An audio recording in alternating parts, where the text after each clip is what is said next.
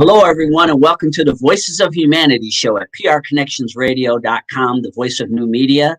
My name is Guy Dawson, and I am your host. And I am here with my good friend, Johnnie Williams III. He is an encouragement specialist, an entrepreneur, and an activist, and an all-around fantastic person. And I'm just so excited, Johnnie, to have you as a part of the show today. Welcome on to the Voices of Humanity. I appreciate it. I love the title. I love your work and your efforts to connect people. And hopefully through this platform today, we have interesting dialogue or fruitful dialogue that, gives some people some food for thought.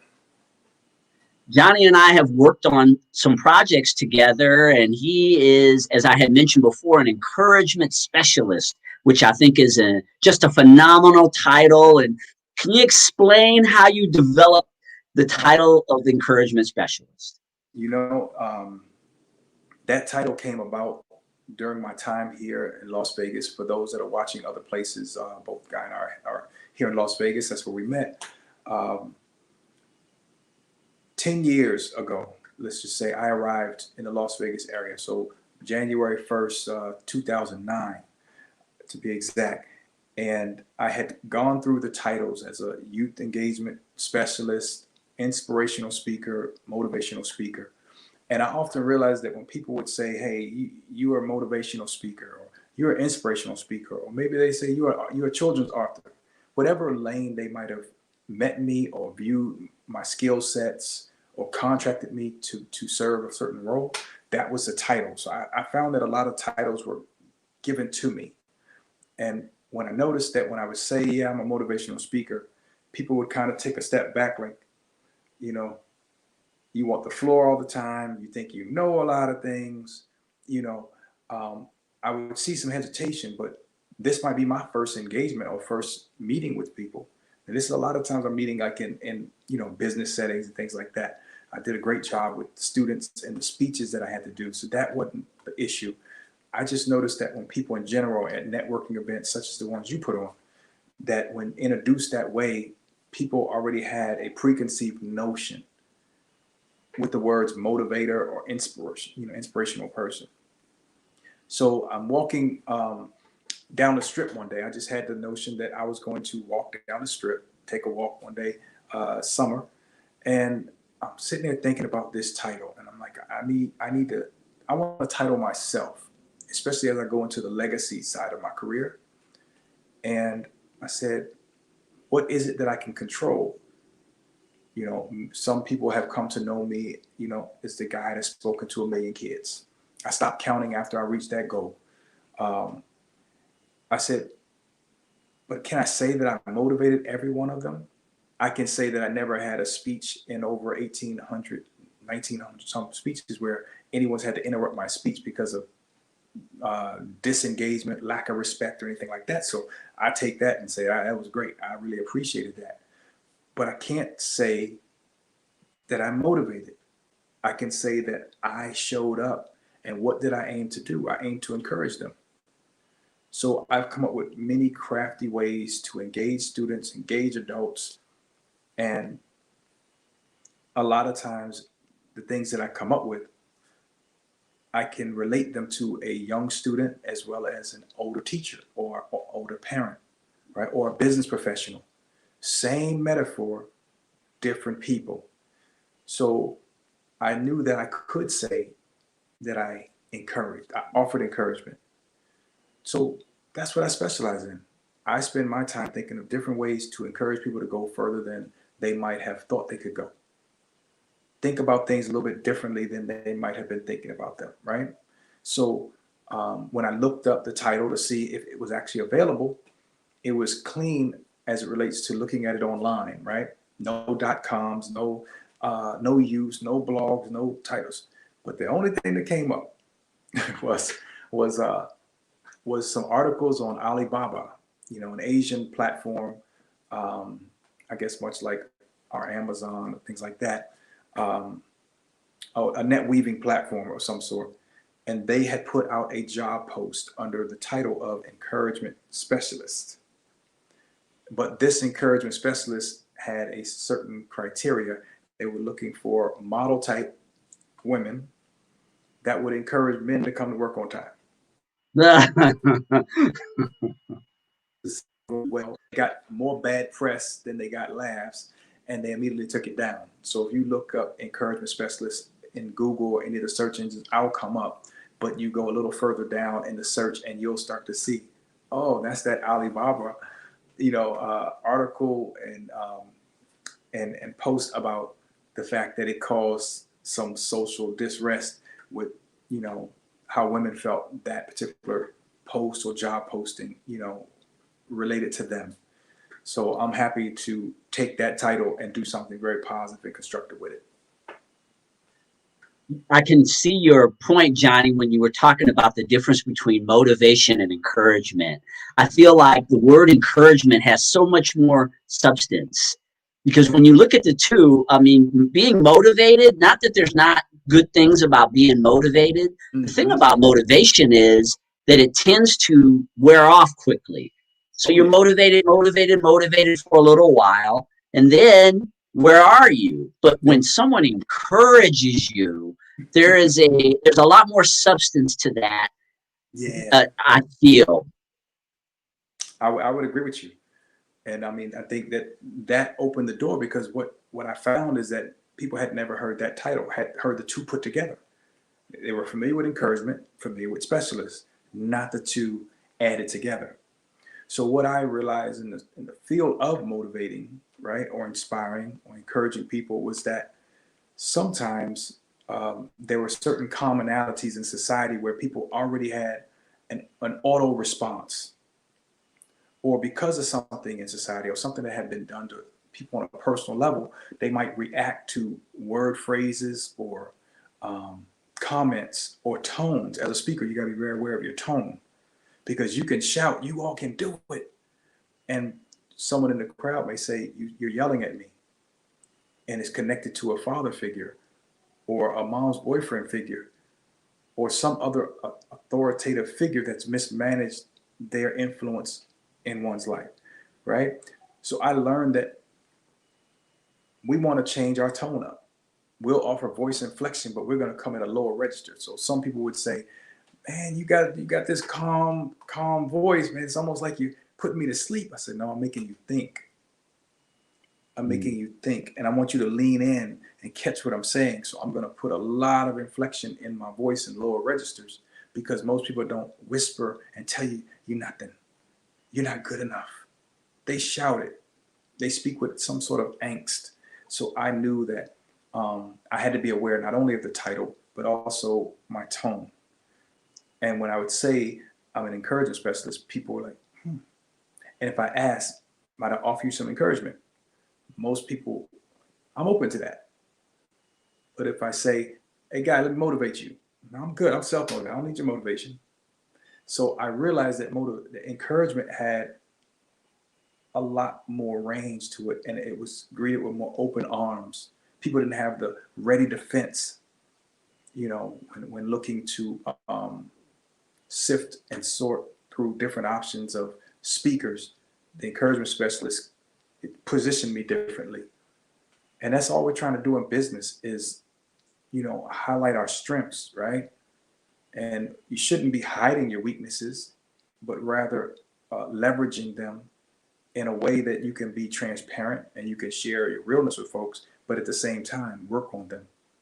And I just happen to have chosen a career where some of those weaknesses you actually have to work on in front of people, so people can learn with you, grow with you, those type of things. So I just encourage people to take the journey of life. And for some of them that like my content, take the journey with me as I take a journey with them, because they inspire me to keep pulling from myself and going deeper within myself to see how I can bring something out that's of relevance and of value. You touched on thinking and the thought process a few minutes ago, and I know that you recently have been developing a platform based on thinking called Think About It. Will you share with the audience what that represents and what thinking is? I've had the opportunity, the absolute pleasure to have read the book, and the quotes are just so powerful. And I get one every day, Johnny. I have an app Yeah. that Johnny, and he sends inspirational quotes out on a regular basis. But could you share with everyone what that represented for you, developing a book specifically about thinking? Well, the book is actually in my hand, so something to think about. You know, available on the multiple book platforms, but the book is made up of 369 of my thoughts, and I say thoughts because to say 369 of my quotes, I realized just like with motivator or inspirational speaker, sometimes people are like, well, hold on, who comes up with 369 of their own quotes? I'm like, well, actually, I have over 1,000 of my own quotes. But when I say 1,000 of my thoughts, it's relative. Like, that makes sense. You can have 1,000 thoughts because we don't even recognize sometimes our subconscious programming and how we respond and how we use each other as mirrors. And sometimes all we need to do is put somebody up. And these social platforms are unfortunately a great place for people to do that, where they put other people's accomplishments, shortcomings up as mirror reflection to themselves, you know, as they look to move forward. And I really want people to start thinking about how you think, and are you thinking for yourself, or are you thinking in relation to how you've been trained to think, how you've been groomed to think, right? So something to think about is just that. 369 of my thoughts that were each written specifically to get someone thinking, not about what I want you to think about, not about what I want you to believe, but to challenge yourself to figure out, where is this thought taking me? Like, I try to create these thoughts to take you right to the edge. And if I go any further, we're in Johnny's world. But where I try to stop it is right there at the point where your mind starts to trigger whatever it was on, whatever it was thinking about, distracted, worry, whatever it is. The focus now goes to this thought because I don't make it easy. I layer it. I try to put word cadences together that flow. And right around the time you start settling in, like, I know where this is going, it's like, hold on, what does this mean? So in concluding the book, around January of last year, I had the opportunity to also create an app. So as the book is being edited, I had the opportunity to say, you know what, we have enough quotes for there to be a daily quote going out to folks. So how can we automate that? How can we touch people without getting up every day and putting forth the energy? Because I'm in the energy business. You know, we're using a platform right now that's plugged in. We've charged these devices up. So we're using energy. But what you're pushing out, you know, to highlight what you've seen and how we work together, me pushing out a positive message, that's energy. So every day having a goal of just touching people and giving them something to think about, that's energy. So how can I best take advantage of what I've already written and automate it in such a way that people get fed on a daily basis? And whether I wake up tired, wake up early, wake up late, I don't miss on the brand and the promise of it being a quality thought coming to you every day. So an app was a very great tool to use, because most people might not visit a website but a few times. But apps take up real estate on our smartphone devices. And that's some of the most critical real estate that people choose to share with you, right? So the app is called Think About It. You know, just simply think about it with 3 dots at the end of the word think about it. You'll find a little stick figure guy pointing to his thinking cap, which is just saying, hey, let's take it back to the basics of when we all just sat and doodled and drew little pictures. And maybe we drifted off in class or weren't as focused. But these are all thoughts that came from me drifting off for the sole purpose of inspiring individuals to think critically and just practice thinking. Because I find that when we don't practice thinking, then we react when it's time to really think critically. And, you know, it's the sign of the times and the days we're in, there's a lot of things thrown at us at this moment that require our critical thinking. And one might say, by taking a closer look, that a lot of what we see are mass reactions, group think, group reactions. So So something to think about actually came out the very day that things were being shut down. My birthday was March 15th. Some would know that date as the Ides of March, Julius Caesar. So March 15th of this year, this book was released. It was on all the Barnes & Noble platform, Amazon platform, under the title Think About It. And that was pretty much the very day that many of the governors and a lot of political leadership began closing things down, shutting things down. So it was a time for something to think about to come out, but it was a very interesting time to be trying to promote a book when people were concerned about, their health, their children's education. So I would say this: writing a book of quotes was very strategic in the fact that I see us still quoting ex-presidents. I see us quoting figures way back in ancient history. So I knew that the shelf life of a quality quote would far outlast, moments and tough times that we might find ourselves in now. So I knew that I had written a timeless piece that would serve its purpose. And I knew that the daily quote would work years on end. By the time you see the quote again, I might have uploaded another 365 quotes. So I'll probably over the years have almost 3 to 4 years worth of quotes in one app. So you won't even see the same quote for almost a 3-4 year period. So the next time you see the same thing, you're a different version of yourself, hopefully a higher version, a more heightened, more aware, more conscious version of yourself than that quote originally found you maybe when you saw it the first time. So that's my goal, is to now move on to a platform of serving more than 1 million people online each day with quality content, not for the likes and not for the follows, but for the impact, and how a positive phrase might get somebody to think about something different than the bills or the stresses of life, but think about, what? I need to focus on something different. I need to be more of a steward of what I think about, as I go forward in my life. And if I can make that impact and make that contribution, then I've done my job. I feel like I realized my purpose. Yes, definitely a unique use of technology. As you had mentioned, Johnny, with social media, of course, there are tons of quotes that people bring out all the time, myself included. The impact of the individual quote that you're getting on your cell phone and it being removed really from social media, I think that is something that is significant. Definitely market share for you in unique real estate, as you had mentioned before. Showing up on an app, someone's phone is very unique way to connect with people. You're not going to find a lot of competition, especially the way that your app is set up. And again, the content is phenomenal. I appreciate the mechanism and content at the same time. Oh, I appreciate that. And Guy, what's most interesting, I think, about the app is we often get to a point where we're trying to get ahead of ourselves. And all we get in this life is the moment we're in. We know that we're in the current moment and we're looking forward to the next, but we can look back at the past moments. By the time we get to the future, we're in the current moment again. We never leave the current moment.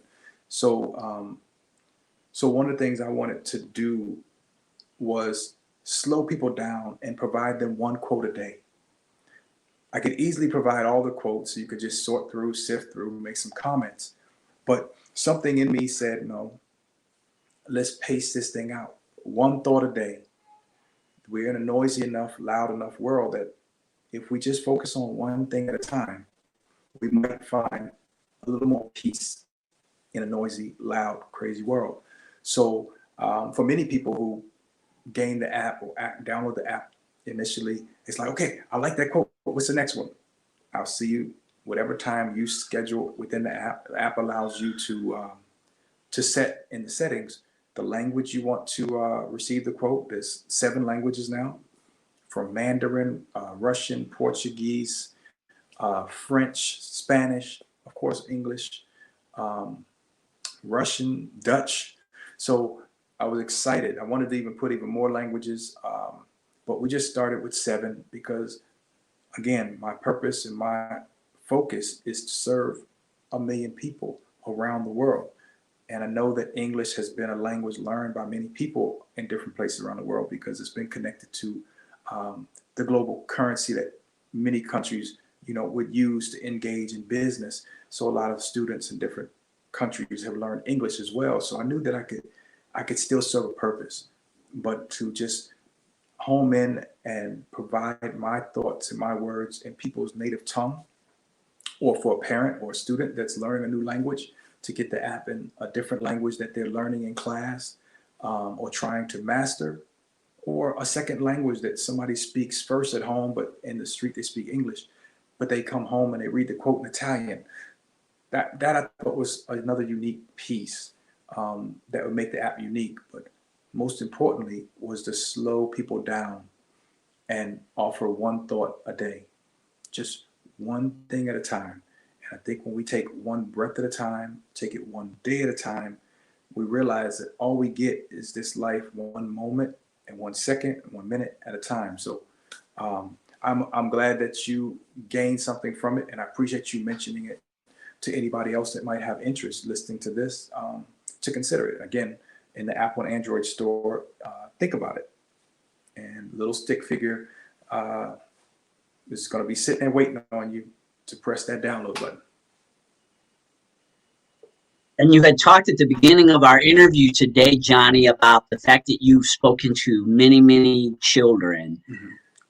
And education, I know, is a big part of your platform. It's a big part of your core beliefs, the importance of having an educated society. Where did that come from? Where in your background did the emphasis on education come from?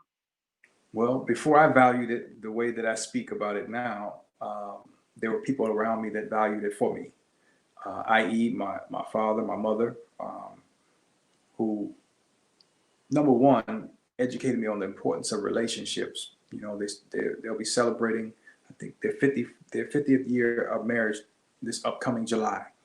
So I mention that because education is like a relationship to knowledge. And it's not enough, as my mother would say to me, to just know. You have to know how to apply. So where education was valued for me, when I was younger, K-12, I didn't value it as much. What I did value was after-school activities, my social relationships, but those things couldn't be engaged in or enjoyed unless my grades were at a certain point. And when I showed lack of focus where they felt I needed to focus, thank goodness for them doing that, those things that I enjoyed were taken away. So if those things had the value that I allowed them to have in my life, I would put forth the effort where necessary to sustain those things. So my mother used to ask me a question every day I get home from school, and it became redundant, especially during high school when you start to, pull away from more independence. But my mother would always ask me how my day was, and of course, as a teenager, you'd always say, it was good. That was not the answer my mother expected. That wasn't the answer that she would accept. So I had to give a few. What did you learn today? So you learned to start meeting. Mom, the day was good, and this is what I learned. So that way she's happy, right? And then she'd always wrap up with something simple. So would you say you're smart or you're wise today? I'm smart. I always thought wise and wisdom was for older people, or old people at the time. I'd say old people. Now I'm careful with those words because I'm older, right? So as a young person, I always thought that was what she was asking me. And the last time she asked me that question was at my high school graduation. I have my diploma in hand. Everybody's finished graduating. Of course, my last name is Williams. So right around the time they get to Williams, they only got a few more kids left and we're done. So I'm out front with everybody taking pictures with their family. And my mother pulled me to the side and said, I'm gonna ask you this one last time. And I'm saying to myself, I already know what you're gonna ask me because you ask me all the time. I'm smart, Mama. You see, they gave me this diploma. I'm smart. And that was the first time my mother said, That's unfortunate. And it scrambled me. Hold Mm. on, mama. You just gave me a big old kiss for graduating. You asked me every day, am I smarter wise? I told you I'm getting smarter every day. They gave me this diploma, so obviously I was smart enough to pass all my 12 grades, right? And now you're telling me that's unfortunate. She said it's unfortunate because I'm glad you were smart enough to pass the tests that your teachers presented to you along the way, K-12. But now you're heading into life, son, and life is not going to pose true, false, multiple choice, fill in the blank, write a short essay type of questions. Life is going to test you on your application. Life is going to test you on your ability to apply all that is known. And I find that as we aspire to learn more, as we encourage kids or people to go back at school and go and learn and different things, acquisition of knowledge is one thing, and it's profitable for those people who sell knowledge. But the transition of applying that knowledge is how someone gets the ROI out of the education. So I'm a big advocate for self-learning, because I find that when you're learning on your own, there's a different vested interest in the content you're studying, and you take a lot more enthusiasm and more focus to it. So I always say now that, school taught me how to learn. It presented to me what I needed to learn to pass their test, right? And to stretch my brain in ways. But what I really learned was how to learn. What I've learned in my time outside of school is how important it is to also unlearn things that don't align with who I choose to be. Because throughout my life, I was told who to be and who other people assumed I was. Because you're a young person, you're being told who you are, what your options are. And by the time you get to be sovereign as it relates to being a grown up, being a person that expressed themselves, you've forgotten that you forgot that you are your own person, your own being, your own uniqueness. And you're either out there chasing what you were told to chase, or you're finding why you're actually here and pursuing endeavors that allow you to do that.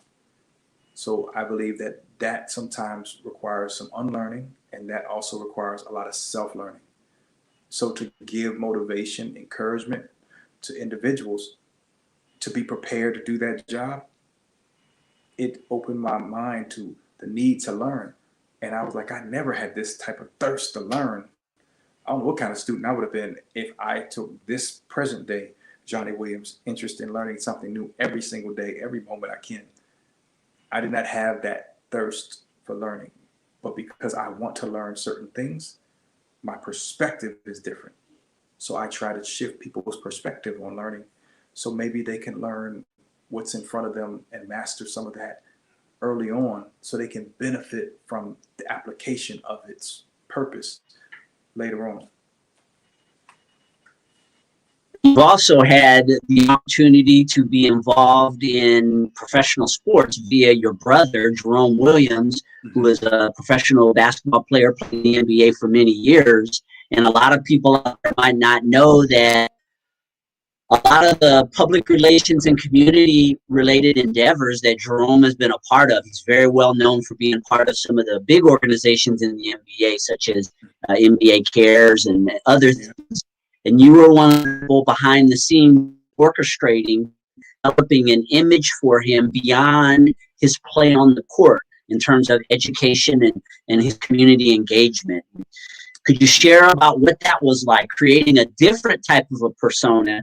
No, he's an NBA player, and yet at the same time, the two of you saw a bigger picture when you were developing him as a brand, essentially. Well, that was a very unique opportunity, and I would definitely say it was a gift, a blessing that came. Matter of fact, NBA basketball, comes back on. Official season starts tonight, so it's ironic that you're mentioning that. But my brother was drafted in 1996. It started there, but there's a backstory before that. We both love basketball. We're 1 year apart, and I'm 1 year his elder. I'm, I think, about 6 inches shorter than him. So imagine during the college years of both of us being in college, your younger brother just grows past you. 1 inch, 2 inch, 3 inch, you ask him where he's going, you know, where's this extra height coming from that I didn't get? And he stops on 6'9 3/4. So he puts on the basketball shoes with the orthotic and he's 6'10. You know, I stopped at 6'4. We were competitive, right? And we both had this aspiration to play professional basketball. It was something we did with our father. He taught a lot of life lessons by way of basketball. Respect for other people, taking us in and out of different communities. Some people played college basketball and you saw the outcome of jobs they had, even though they didn't play pro sports. And some people had dropped out of school in places that we went to play, right? So I learned how to be very universal. So all these things helped me as a speaker. But as it relates to how my brother and I work together in the NBA, how education became something that was important to us. Well, I got hurt coming out of high school right around this time of year. I had an injury, fractured my elbow, pretty much shattered it. It broke into different pieces. So there went any jump shot. There went a lot of the opportunity to even think about going and playing at a high level. The very arm that I would use as my tool was damaged. It wasn't working the same. So I went on to a junior college and paid my own tuition because I had told my parents they would never have to pay for school. I would get a scholarship. What I didn't recognize in that was I was taking ownership of my own education at that point. My mother had asked the question I just mentioned, and I was like, I can afford junior college on a short notice. I can pay the tuition. My brother followed in suit, and the very next year after graduating high school, he went right on to the same junior college. And because he did that, he didn't take his SATs because he said, I don't have to take SATs to go to this junior college. And he had great grades, always had better grades than myself. But because that's where I went, that's where he wanted to go. You don't always know when you're setting an example or someone is following in the footsteps that you're laying out, right? So the mere fact that I continued my own education, took it upon myself to pay my own way, allows me as a speaker to talk to young people who might feel mom and dad don't have the money, or my mom. Let's just say we're in a nation that's a 50% divorce rate. So it's a lot of young kids growing up in single parented households. So a lot of young kids are looking at mom's budget and the flexibility to pay and afford something like college or any type of post-secondary type of, career path or school. And the fact that I went and paid for it myself gives me leverage, even though my parents would have paid for it. The fact that I paid for it myself allows me to speak to a student and say, at this point, you take ownership of your own story. Well, as we scaled through that junior college experience, my elbow got a little bit better, got stronger. We had an opportunity to go to play basketball together at American University. Here's a local college in the Washington, D.C. area.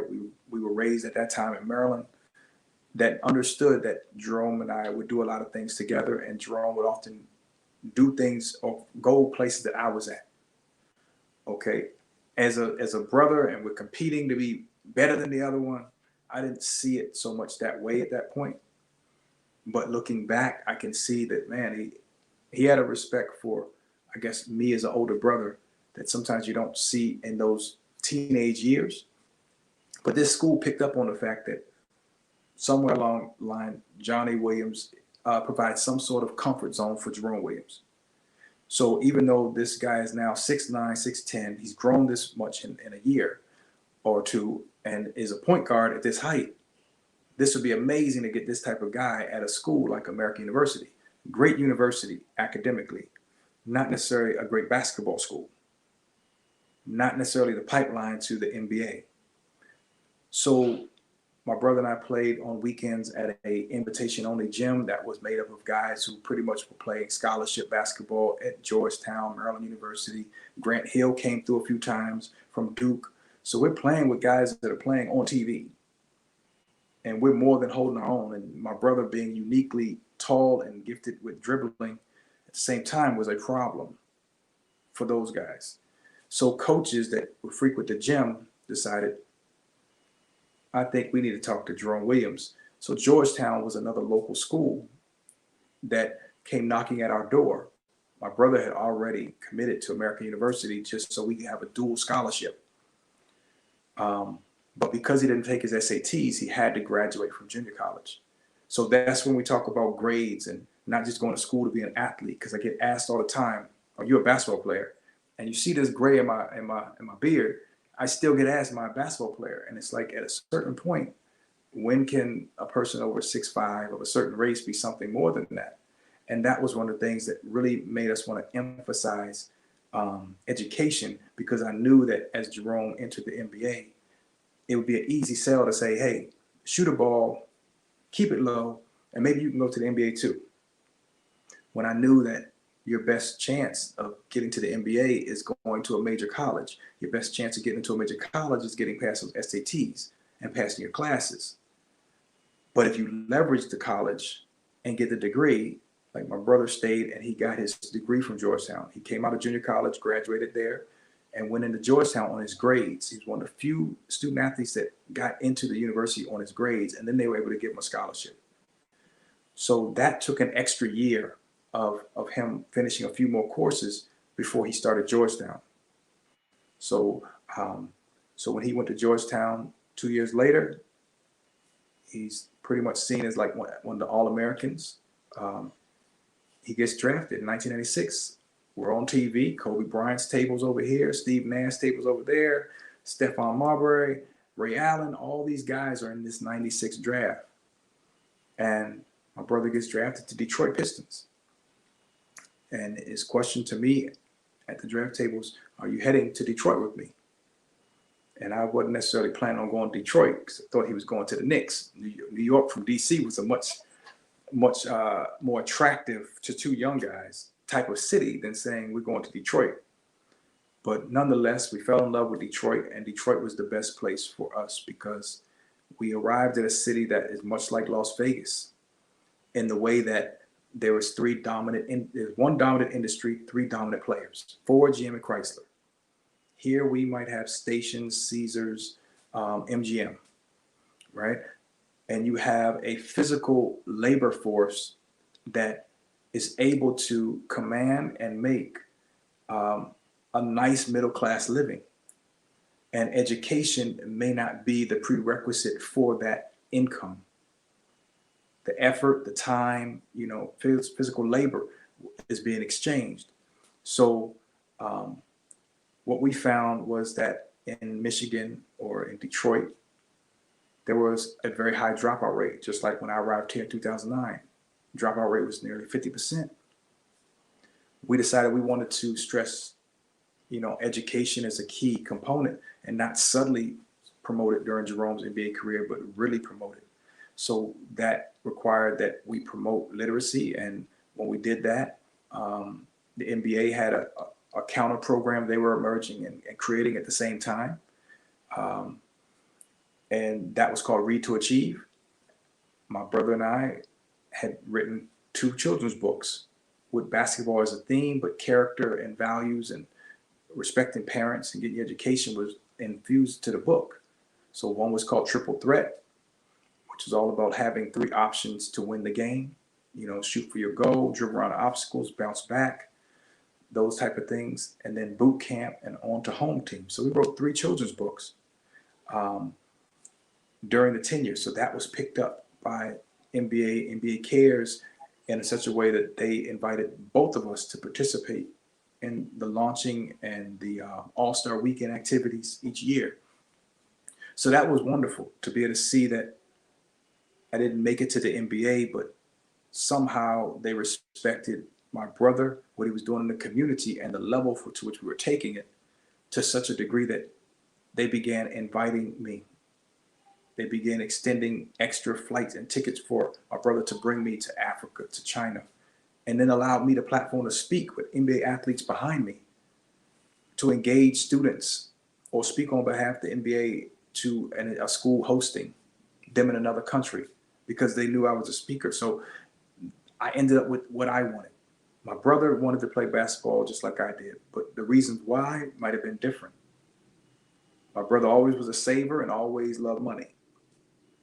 I wanted to be like Muhammad Ali. I had something I had to say because as a young person, I was always told, hey, keep your little self quiet, be seen, not heard, and be respectful. And I said, when I become an adult, when I become sovereign, I can think for myself and I can speak for myself. I'm gonna have something to say. But it won't just be a bunch of hot air and attitude just because I have something to say and I'm grown. I want to have something of substance to say. And if I were to play pro sports, I would have the money to make a difference when necessary. And I would have the name to be able to speak and people hear me and what I'm trying to say about how this world could be better. What I realized is with my brother playing, I wouldn't have had the time. I'd have been busy managing practice, travel schedule, and those type of things. And I wouldn't have been able to get started on what I thought I would be able to do with a career until after that career was over. So what made Jerome and I's story unique was the fact that here's two brothers 1 year apart who virtually are one and the same. Mm-hmm. We came from the same parents who were together our entire life, right? So we had the same message and same character values. So me speaking in the community is like somebody listening to Jerome speak because I'm only speaking about what my parents have spoken to us. So what ended up happening is I created a mascot for my brother, and we built upon a nickname that he was given his first year playing called the Junkyard Dog.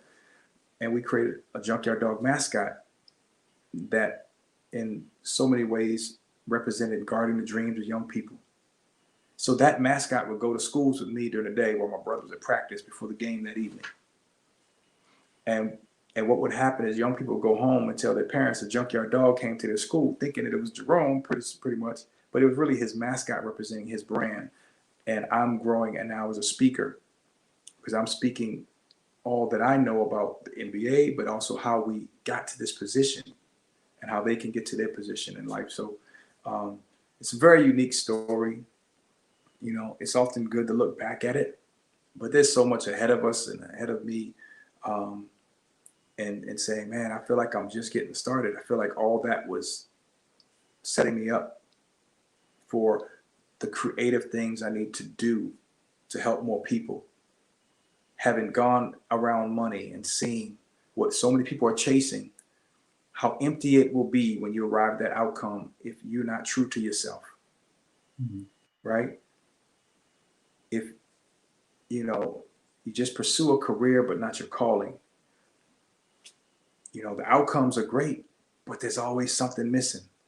So you're taking a lot of the resources that come from that outcome and that career just to try to fill that hole that if you just sit with yourself long enough, you recognize there's a purpose for your life and there's a calling on your life, you know. And there was a purpose for me going to Detroit with my brother. There was a purpose for me to be agitated by the state of education in Detroit. There was a purpose for me to be agitated when I arrived here in Las Vegas, Nevada, and said, you know what, I'm done with young people. I've served my purpose. I hit my goal, that number that I mentioned about kids I've spoken to. Now it's time to go ahead and transition to more of the adult, you know, lane of speaking and work with more event professionals here, with the event planners that are booking like speakers to initiate the conferences and get the atmosphere right. And encourage people to, you know, take advantage of whatever training they're coming into town for. But I couldn't turn a blind eye to teachers that were feeling unappreciated and unmotivated, and kids who were dropping out thinking that the casinos were going to catch them.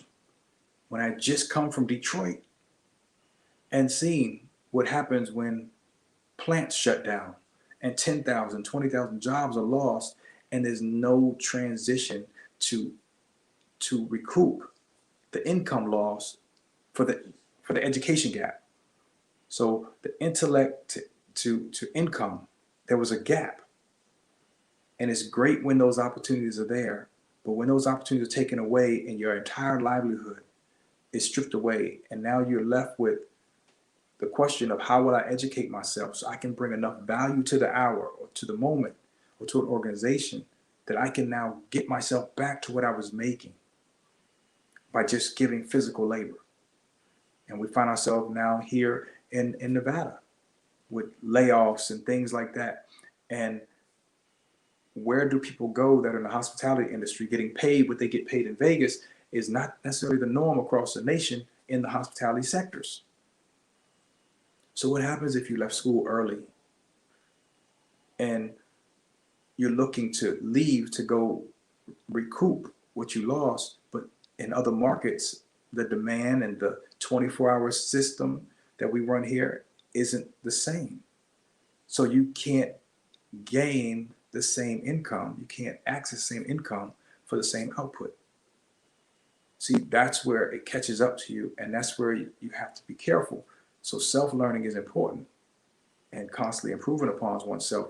And that's why I focused in on the young people for 10 years while here. And now I find myself in another transition where it's time now to start working with some of the young people that have now become parents, adults, and professionals.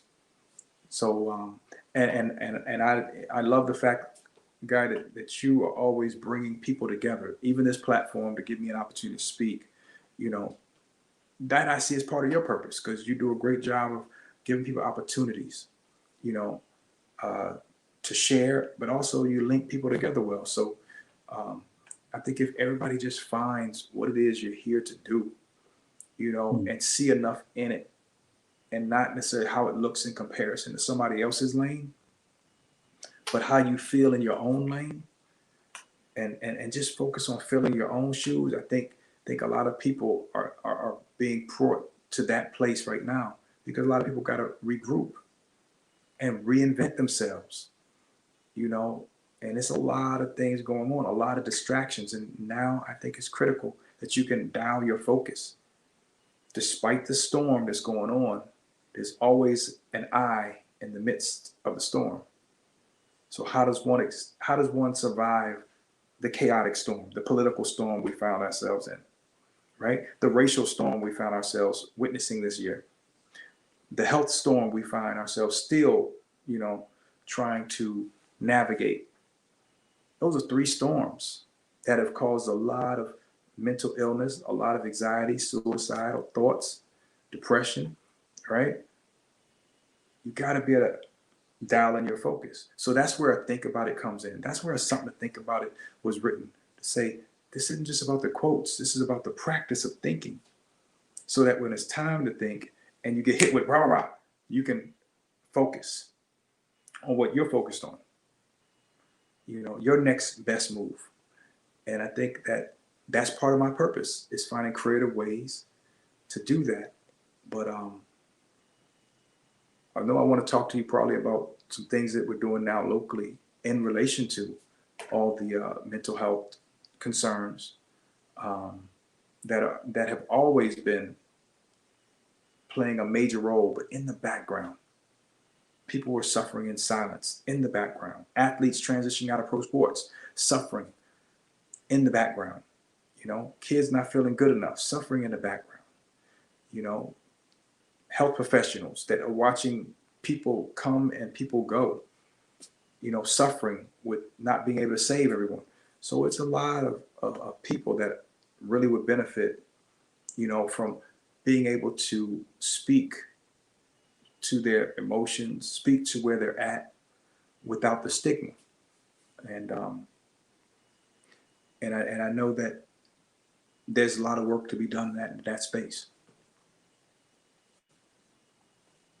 And you had recently reached out to me and invited me to this unique event out here in Las Vegas at Sunset Park, which I just thought it was a phenomenal opportunity, because, as you mentioned, we're in some very trying times, and mental health, as you talked about a second ago, has always been a part of our world. And yet I think it's really been highlighted over the course of this pandemic, because this is such a different experience than most of us have ever had in our lives. Probably all of us.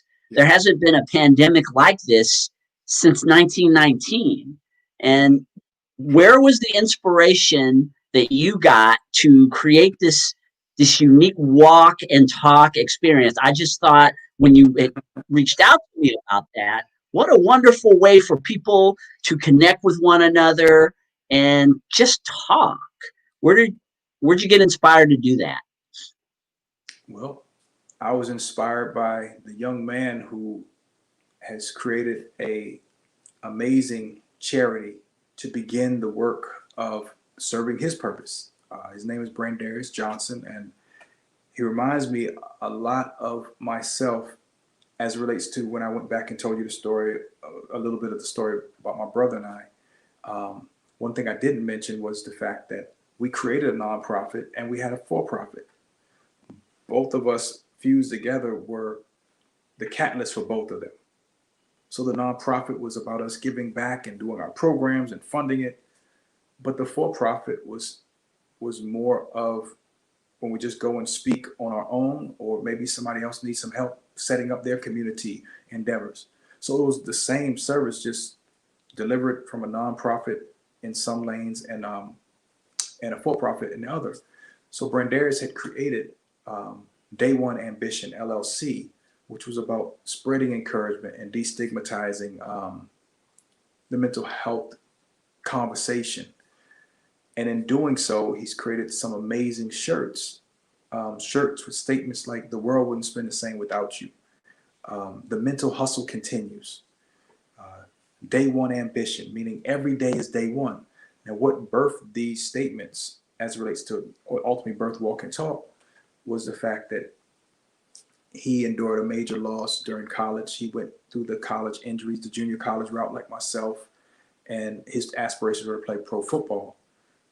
During his college experience, he met someone that was very supportive and encouraging to him and also to others. And she struggled with depression.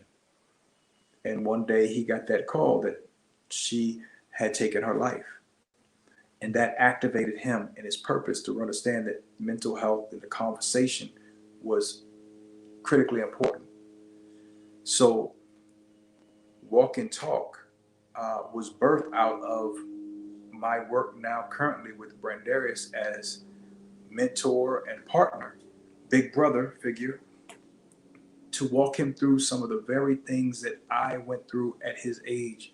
We're both born in March, so we have a very introspective personality type. So that worked good because as deep as he goes, as deep as I want to go. So he has a very, very good, solid way with putting words together that really inspire. And that's ultimately the goal, is to pollinate this message of the world won't spend the same without you around the globe. So I knew I could help coach him into the speaking business as it's transitioning. But one day we got into a conversation, and Brandarius is getting a lot of calls with regards to people losing children, friends, mothers, parents to suicide. And it was weighing heavy on him. And one of the things that both Talene and I suggested to him on that particular day is to go outside and just let the sun hit your face and take a walk. And we could tell that just that suggestion and just connecting with some people that care, and I think that's critical, that people have somebody can reach out to that doesn't hit the voicemail button but takes the call when you really need to speak to someone. So I'm happy that he thought enough of us to let us know where he was in a vulnerable spot that day. He went out and he took a long walk, and maybe he even ran a little bit, and he came back and said, "Johnny, next week, to honor the death of my fallen loved one, who he refers to as his earth angel, I'm going to run 100 miles to let people know how serious this problem is and how serious I am and how committed I am to stay in this lane to help bring more people to the realization that help is available and they need to use it and be prepared to use it, right? And parents and friends and family and loved ones don't need to be in denial that the person that they love is having a challenge." So he ran that 100 miles. Fox 5 and other news coverage came out. And when I saw the momentum of people hitting their horns while he was running, people lending support, local politicians stopping by to drop off some water or cupcakes, I seen that this is something that we need to continue this momentum. And I don't think we need to wait until this time next year to make it an annual thing. How do we get more people involved? and get more people outside. The same way going outside, getting some fresh air worked for you, maybe it will work for others. So of course we've done more research in it and looked at the benefits of just getting some fresh air and focusing on immune health as opposed to just sitting as sitting ducks per se, trying to dodge an illness, a virus, a disease, because it's gone under all these different titles. So walk and talk seemed to be more of an inviting title, but the concept of walking seemed like it would engage more people than running. Because I say all the time, as Brandarius ran 10 miles a day for 10 days, or some day, it might have been, some days he ran a little bit more, but it was on average 10 miles each day for 10 days. I and a few other of his other elder supporters would meet him at the end of the route at Cracker Barrel, and we're sitting there on a full stomach, and he comes up with the truck behind him and just finished his run, and he's sweating, and we're somewhere with full stomachs. But I'm like, if you would have walked 10 miles, I'd have walked with you, but don't know if I'm ready to run 10 miles. So that's where Walk and Talk really was birthed from, is something we could do to engage people and get people outside again. Get parents outside with their children, people who have dogs, bring them to the park. Sunset Park is a wonderful place, but it also had symbolism, because the sunflower was a special flower to Brandarius' loved one. So the fact that she had a heart big as Texas and was always giving and loved sunflowers, we decided that the logo would reflect that. So Heart to Give actually symbolizes that. And Sunset Park was a way of allowing us to tie in the sunflower and Sunset Park as a logical location that's centrally located by the airport. So every second Sunday of each month, from 2:30 to 4, is where we would meet at the Sun Dunes Walking Trail, which is closest to the entrance off of Eastern by Warm Springs.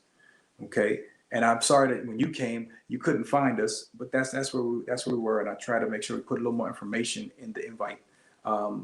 Coming up January 10th is the next Walk and Talk. Again, 2:30 p.m. start time, 4:30 we're done by the time the sun's setting. And I know that as we get to February, March, the weather's going to be picking back up. It's going to be nicer outside.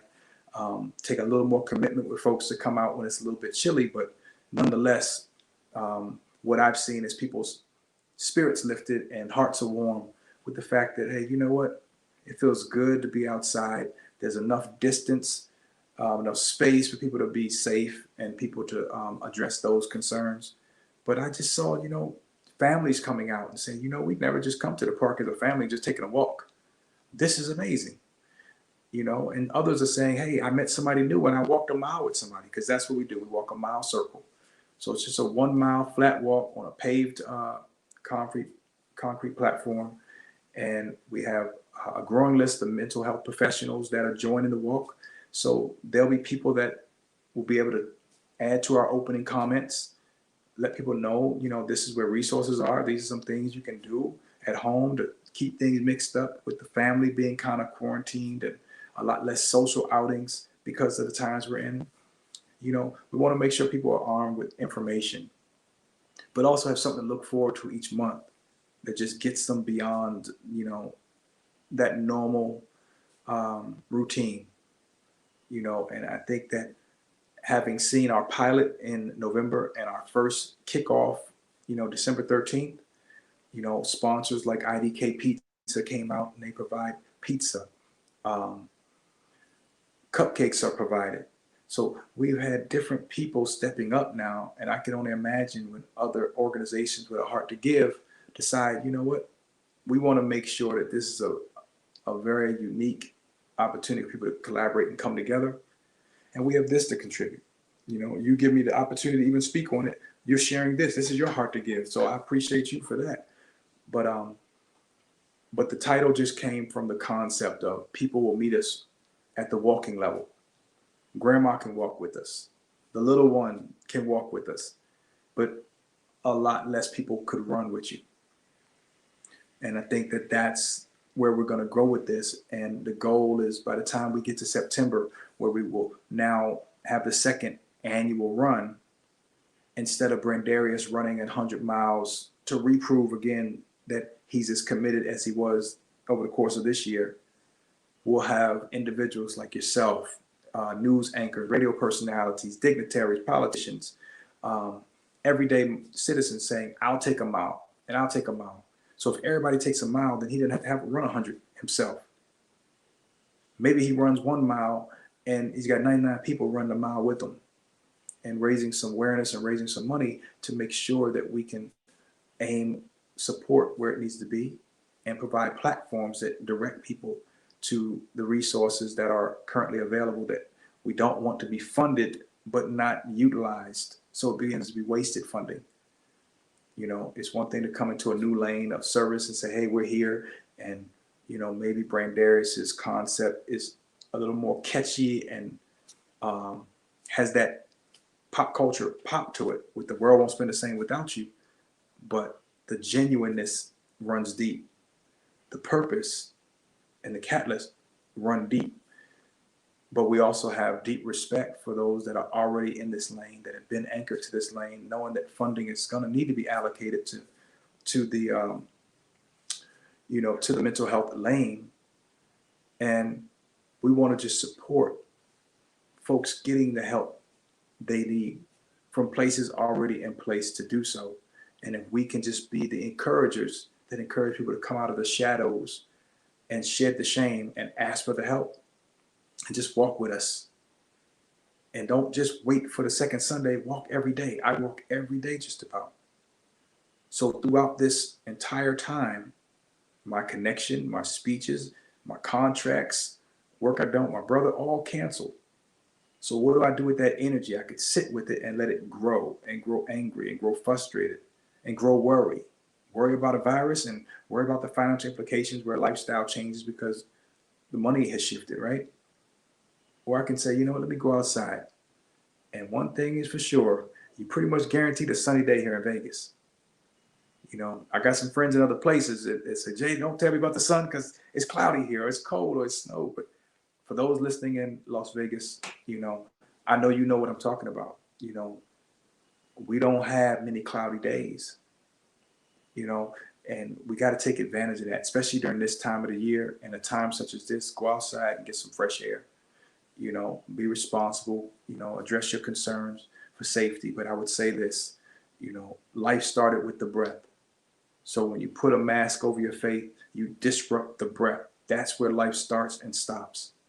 So when you begin to inhale, exhale, and hyperventilate, athletes do it, but they do it to train themselves. Call it high altitude training, when they cut off the oxygen supply to learn how to perform with less oxygen, right? But the average person trying to have a conversation, I've seen people, you know, fall out of breath, start hyperventilating with these masks on. So going out and take a walk by yourself doesn't necessarily require a mask. You know, you can carry it with you, but you need to get out and breathe and let that sun hit you. You know, there's a lot of health benefits to that. And I would encourage people to do a Google search. I could tell you more about it, but that would negate you having to think for yourself and search for yourself and engage that self-learning, which I've talked about. So that's another thing I've learned to do as an encouragement specialist, is just encourage people to take that next step for themselves, as opposed to going and taking a step for them and trying to give them all the information and just hope I'm encouraging and motivational enough that they take it. So I think the older version of Johnnie Williams is evolving into that now, where it's like, you know, I'm going to make the information available. I'm going to make the suggestion. And I step back with respect and say, live the life that you want to live. But just think about, are you living your life? Are you living the life you were raised to live, conditioned to live, indoctrinated to live? That's the question I'll leave people with, you know, as it relates to the time that we've had today. And I appreciate you, as always, Guy, for, you know, thinking of me, you know, to even speak on this platform. You definitely gave us a lot to think about, Johnny, and I would love for you to share with the audience how they can get in contact with you if they'd like you to come in to share what you present to audiences as an encouragement specialist or a business consultant. You wear many hats, and again, you were able to give us a pretty good broad stroke of the services that you offer. But how can they connect with you if they would like to learn more about how you can help them? Well, as you have my name on the screen, JohnnieWilliams.com is bring you directly to my website. Website will give you some backstory and also let you know some of the current services that I offer, whether it's creative consulting or whether it is confidant coaching, which is just a different way of saying, career coach, life coach. I didn't want to use those terms. Life is too broad a topic to say life coach. But what I do find is that I've been in the connection business for a long time, and many folks feel comfortable very quickly saying, I want to share something with you that I haven't told anybody. And you're talking about people who are married. You're talking about, kids who've had parents. You're talking about people who want to start a business. They're like, I don't feel like I'm going to be judged. And somewhere along the line, the energy, but I know that when you're in your purpose, you emit an energy. And I've gotten so many people saying, I'm going to tell you something that I haven't told anybody. So I use the word confidant coach because I believe we all need a confidant, somebody that we are confident enough to speak to raw and real and share, hey, this is what I want to accomplish, but this honestly is what's holding me back. The fact that somebody I cared about, trusted as a youth, told me I wasn't something, told me I wouldn't be anything, and I can't get that tape out of my head. And that's why the wanting to do it and getting it done probably won't happen. So my job is to shift perspective. My job is to reframe and see strengths and things like that. So I'm easy to find. You can Google me as Johnnie Williams III or just Johnnie Williams as spelled. Add .com to my name. Click away. The Just Ask Johnnie section right at the bottom will email me. Contact information is there. And all the social media platforms that you can find daily messages are there. And also link to the new book, Something to Think About, as well as the app, all right on the homepage. So you don't have to go too far. It's not one of those sites that's like, I'm selling you $1 million plan, to flip homes or do anything like that. No, I'm just saying I'm here to encourage you. Let me know, what it is I can do to assist you, whether it's work-life balance, whether it's just balancing the new workplace, the home work office. Many years I've had a home office, and I've worked as an entrepreneur for pretty much 25 years. So there's been times where I've worked out of the house, and there's been times I've worked in the house based on the fact that my job most of the time was on site, location where I was speaking. So I have a little bit of experience in trying to establish that balance of having your workplace at home. And I find that a lot of people now, that's a new situation. And getting into their work mindset at home is different. It's another psychological step they got to take. So anything I can do to help with that, reach out. And if you have any trouble, always touch base with Guy. He knows how to reach me as well. We greatly appreciate all the wisdom that you shared, Johnnie. You might have had trouble understanding that as a teenager when your mother was asking you that question, right. But I would say that you've definitely gotten over that and you truly understand what wisdom represents, and you shared a great deal of it today. So thank you very much again for stopping by. And we appreciate all of you for tuning into the Voices of Humanity show here at prconnectionsradio.com, the voice of new media. As Johnnie was mentioning, mental health being such a big topic in America and in the world right now, we are going to be having a series of shows coming up in the near future where we talk about aspects of mental health in the pandemic. So stay tuned for those broadcasts. Of course, we have our traditional broadcasts that we do related to policing and other aspects of letting the voices of humanity be heard. Stay tuned for more of our podcasts. Take care of yourselves and have a happy holiday. All right.